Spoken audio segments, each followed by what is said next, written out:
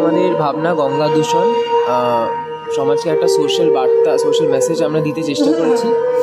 সেটা এটাই যে মানুষের দ্বারা যেভাবে গঙ্গা প্রতিনিয়ত দূষিত হয়ে উঠছে, তার ফলে একটা পয়েন্ট অফ টাইমে গিয়ে গঙ্গা বিলুপ্ত হয়ে যাবে মানব জীবনের থেকে।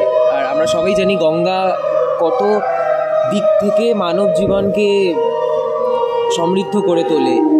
এক ফোঁটা গঙ্গা জলের একটা মারাত্মক দাম মানুষের কাছে।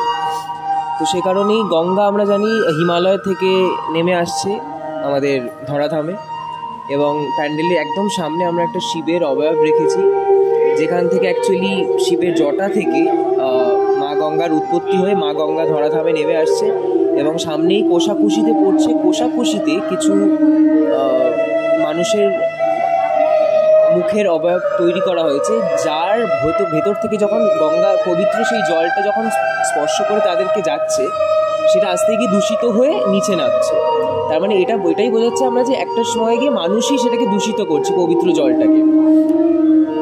সেখান থেকে ইউপি, বারাণসী হয়ে প্রচুর গঙ্গা তীর থেকে প্রচুর মন্দির উৎপত্তি হয়েছে, যেটা ওভারঅল প্যান্ডেলে আপনারা দেখতে পাবেন। প্রচুর মন্দির আমরা দেখিয়েছি, এবং সেখানে যেভাবে দূষণটা হচ্ছে আপনারা দেখতে পাবেন। কিছু কিছু চিমনি রয়েছে, সেখানে চিমনি থেকে ধোঁয়া বেরোচ্ছে, ফ্যাক্টরি আছে, এবং ওখানে ড্রেনেজ লাইন থেকে প্রত্যেকটা সব জায়গার সিটির জল, নোংরা জলটা, ড্রেনেজ সিস্টেমটা লাস্টে গিয়ে গঙ্গায় মিশছে।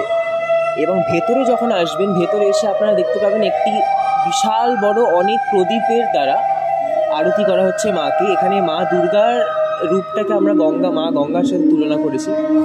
এবং মানুষ যখন আমাদের মণ্ডপে আসবেন, তারা দেখতে পাবেন, তারা উপলব্ধি করতে পারবেন এটাই যে কোথাও গিয়ে তারাও ভগবান, এবং তাদের ভগবানের আরতি তারা পাচ্ছেন, সেই তাপ তারা পাচ্ছেন, এবং সেই আরতি তাদেরকে করা হচ্ছে। তাতে তারা এটাই ফিল করবে যে তারাই ভগবান, এবং তারাই এই সমাজের জন্য, তারাই এই গঙ্গাকে রক্ষা করার জন্য তারাই কিন্তু স্টেপ নিতে পারবেন। তারাই পদক্ষেপ নিলে এই মা গঙ্গা বাঁচবে।